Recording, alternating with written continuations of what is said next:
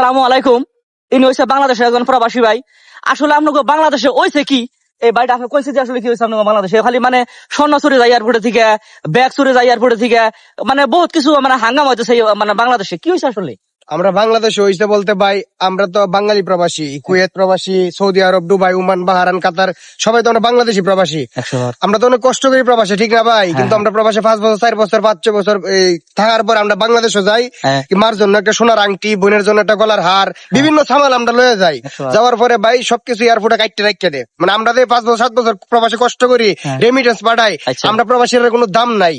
মানে আমরা প্রবাসী কর্মকর্তার যারা উচ্চ লেভেলের আছে, আর আমরা কোনো দাম দেয় না, জুতার সমানও মনে করেন। আমরা যে কষ্ট করি প্রবাসী, এটার কোনো দাম নাই। আচ্ছা, 2 নম্বর বিষয়টা হলো কে দাম নাই আপনি যখন ওই এয়ারপোর্টে কি সিকিউরিটি নাই, এয়ারপোর্টে কি কর্মকর্তা মানুষ নাই?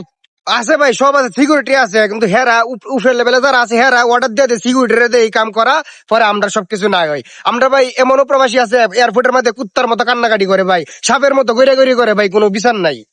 হ্যাঁ ভাই, কোনো বিচার নাই। প্রত্যেকটা মানুষ সে কই এই ভিডিওটা বেশি করে শেয়ার করে দিবেন। আমি এলাম বাঙালি প্রবাসী ভাই, আর এলা হলো ইন্ডিয়ার প্রবাসী ভাই। মানে এলা একটু বালাইয়াতে আছে, এলার কাছ থেকে আমি কিছু কথাবার্তা হই না, আমি আপনারা জানাইলাম। সবাই ভিডিওটা শেয়ার করে দেয়া, সবার দেওয়ার সুযোগ করে দিবেন, যাতে প্রবাসীরা কষ্ট না করতে পারে। প্রবাসীরা সুযোগ সুবিধা বাঙালি কর্মকর্তারা আমরা দেয় ভালো হতে, ঠিক আছে? এটা আমরা আবদার ভাই। একটা কথা আমি কই কি ভাই, কথা সুন্দর কথা কইছে। আমি একটা কথা কই, আপনারা জানেন এনে প্রবাসে আমাকে কোনো হিন্দু মুসলিম নাই, কোনো ইন্ডিয়ান বাংলাদেশি অন্য নাই কে ভাই। আমরা একটা পরিচয়, আমরা সবাই প্রবাসী ভাই, মানুষ বলতে সবাই ভাই ভাই। তো যাই হোক, এই ভিডিওটা সবাই শেয়ার করবেন। এই বাড়িটা আসছিলেন ভাই, দেশের বাড়ি কোন আপনার? আমার দেশের বাড়ি ভাই ময়মনসিংহ, ঈশ্বরগঞ্জ থানা, কাশিমপুর গ্রাম। যাই হোক, আমার বাড়ি আসাম আর কি। তো এই বাড়িটা অল্প সাপোর্ট করবেন আর এই ভিডিওটা শেয়ার করবেন, সব প্রবাসীর কাছে পৌঁছে দেন। খোদা হাফিজ।